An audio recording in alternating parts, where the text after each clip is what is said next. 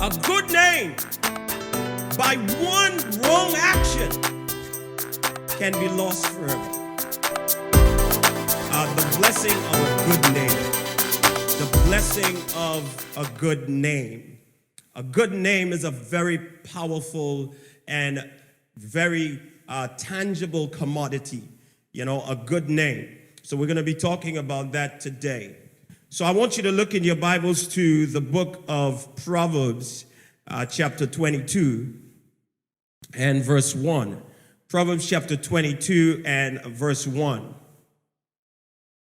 We have some other scriptures that we're going to look at, but this is where we're going to launch out from to base our argument today in Jesus' name. All right, Proverbs chapter 22 and verse 1. It says, reading from the NIV, a good name is more desirable than riches. To be esteemed is better than silver or gold. All right, a good name. Because you can have a lot, but your name can be a bad name, and that's not a good thing at all. One of the things that I want people to understand in this topic as we move forward is that a good name is really, really important. And I'll tell you on a very basic level why. Because we are a community of people. We are a community of people, and we are meant to socialize and interact and live with each other. A good name is very important. Now, in terms of, let's say, the biblical position on names, there are several reasons why names were important in the Bible. Now, when I talk about name, I'm not just talking about, let's say, the name of, well, I'm talking about the name of a person, but in terms of the definition of it, it's not just that. We're just looking at names per se. So in terms of the Bible, names were important for several reasons. Here are some real quick. A name recorded some characteristic surrounding the birth of a person. All right. Secondly, the name sometimes captured the parent's reaction to the birth. All right. The name sometimes captured the parent's reaction to the birth. Thirdly, names were sometimes used to establish agreements between families.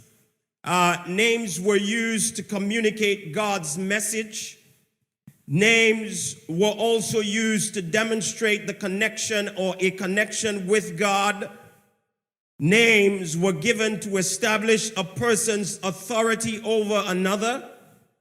And names indicated a new beginning or a new direction in a person's life. All right? And we will highlight on that in a little while. In terms of bringing some further clarity to our position, a name is a tool of identification. A name is a tool of identification. It is by the utterance of the name, we are meant to be separated from each other. And this has nothing to do with whether or not two persons have the same name. There's no two persons on earth that can have the same character. Might have the same name, but not the same character. So a name is used to identify or for identification. A name reveals the character and quality of its bearer or that has been established by reputation or character or posture or how the person lives. So when I looked up my names, I found that the meaning of Dexter comes from the word ambidextrous, which means skillful with both hands. Nicholas connotes leader, and Lawrence, leader as well. So I said to myself, using some kind of religious symbolism, wow, God spoke to my parents. Some way or the other, you know. But I have to live up to the reputation or to the sentiment of my name, or what I want to be known as I have to live that. Tell your neighbor what you want to be known as, you have to live it. So if you are known as a cheat, just know you've been cheating. If you are known as a liar, just know you've been lying. If you are known as kind, well, just know that you've been kind. We are the ones that control the character associated with our names. So you can be named John, and let's say John says means riches. It doesn't necessarily mean that you're going to be rich. All right? Are you there with me? And it's ironic that we're having baby dedications today. In maybe somewhere around the 80s, a lot of Caribbean parents started to give their children African names. Zambidibu and Dubidabo and all kind of names. And I guess we believe in the old superstition that if we give them a name, somehow it will have some bearing on what or who they become. I want to disprove that. I want to disprove that and say it is by the character that is associated with the person that the name gets its definition. The character that is associated with the person, the name gets the definition. All right?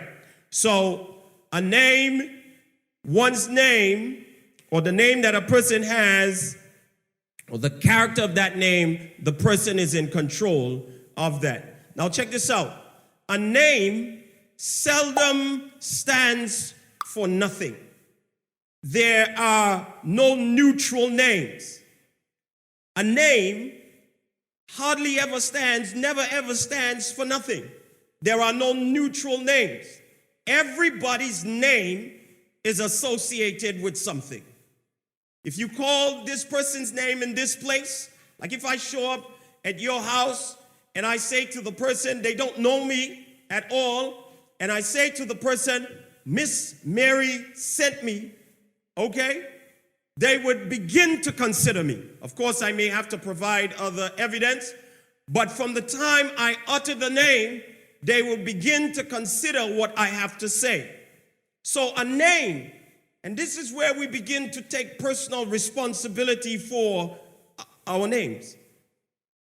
A name seldom ever means nothing. You are defining your name whether you were aware of it or not. Are you there with me? Talk back to me. Are you there with me? Check this out.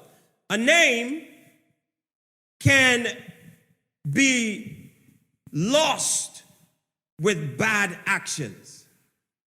A good name can be lost with bad actions.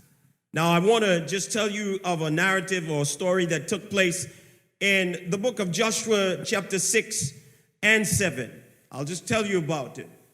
Now, God was about to deliver Jericho into the hand of the children of Israel. And God said to them that there were certain items that they were to destroy, and there were certain items that they were to reserve for God himself. So Achan, now before this, nobody knew who Achan was. Maybe his family knew, right? His neighbors knew, and his name was not associated with anything perhaps universally negative. But today, whenever you call the name Achan, and after today, none of you may go outside here and name your child Achan, because it is associated with lying. It is associated with disobedience, robbery, stealing, greed. Because Achan found some of those items that were to be destroyed and kept them.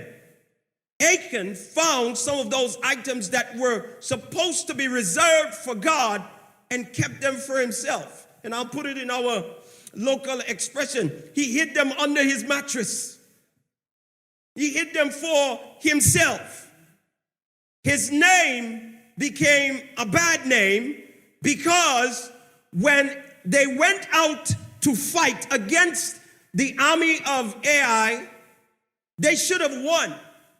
They should have won. But because of Achan's sin, they lost that battle. Then God came and spoke and said, you need to fix this. You need to clean this up because there is sin in the camp. And then Achan was found out. And of course, you understand that he and his family, they were stoned. And now, when you call the name Achan, everybody associates it with a character that is not good. Anybody here know anybody named Achan? I don't know nobody named Achan. The children of the 80s. Let me see your hand. The children of the 80s. The children of the 80s, whether you were born in the 80s or you grew up around that period. Let me see your hand, man. How many of you name your children Damien? None of us did.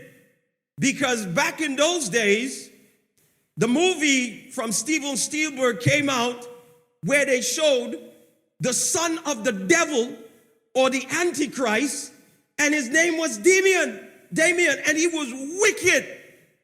And so the name Damien became associated with the devil. Are you there with me? A good name by one wrong action can be lost forever. In other words, you can undo your character. You can undo all that you've worked for by just one bad action. Let me tell you something about rumors. Rumors travel faster than the truth. Some people know what's wrong about you that is wrong before they even know what's true about you that is true. People, as we say here in Antigua, they love ugly. So I say to you in this regard, guard your good name. Take pride in your good name because your name represents your character. So check this out. So God gave the city to Jericho, just to go over it again. He said that everything in the city, chapter 6 and verse 17, was to be totally destroyed as an offering to the Lord. They were not to take anything that was meant to be destroyed. If they did, they would incur the penalties of God. This is chapter 6 and verse 18. And everything that was made of silver, gold, and bronze was set apart to be put into the Lord's treasury. This is Joshua chapter 6 and verse 19. And in Joshua chapter 7 and verse 11, it says, Achan sinned against the Lord by disobeying his command. He stole of the items that were to be destroyed and some of the things that were reserved for the treasury of the Lord. He took and hid them among his personal stuff, all right? This guy was a fraud and all, man. Tried to hide stuff and conceal stuff. He changed his name by his action. Tell your neighbor, guard your good name. All right, so check this out. The character associated with a man's name can be changed for good or to represent something good. Now this year we go now to the book of Acts chapter 9. We're looking at Saul, who became Paul. All right. Meanwhile, Saul was still breathing out murderous threats against the Lord's disciples. He went to the high priest and asked him for letters to the synagogues in Damascus, so that if he found any of those who belonged to the way, whether man or woman, he might take them as prisoners to Jerusalem. And he neared Damascus on his journey. Suddenly a light from heaven flashed around him. He fell to the ground, heard the voice saying, Saul, Saul, why do you persecute me? A good name or a bad name can be changed. So tell your neighbor, look at them with a nice, decent smile on your face. If you have a bad name, you can get a good one.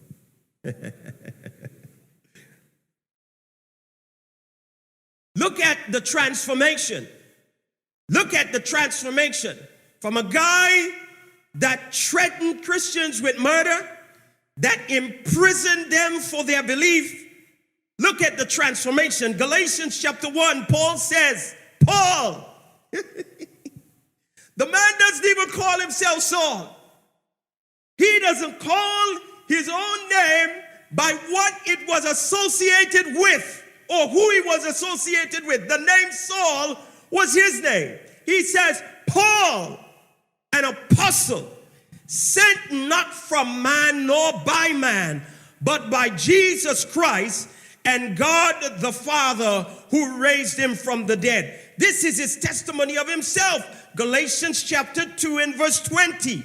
I have been crucified with Christ, and I no longer live, but Christ lives in me. And the life I live in the body, I live by faith in the Son of God who loved me and gave himself for me. A person can alter the perception of who they are by making an adjustment to the way that they live. His name changed from Saul the killer to Christian Paul, the apostle of Jesus Christ. His name changed. Now let me ask this question and submit some answers to you. How does one acquire a good name? How does a person get a good name? Firstly, adopt and demonstrate a sanctified lifestyle. Adopt and demonstrate a sanctified lifestyle. Number one, 1 Peter chapter 1, verse 15 and 16, it says, but just as he who called you is holy, so be holy in all you do. For it is written, be holy because I am holy.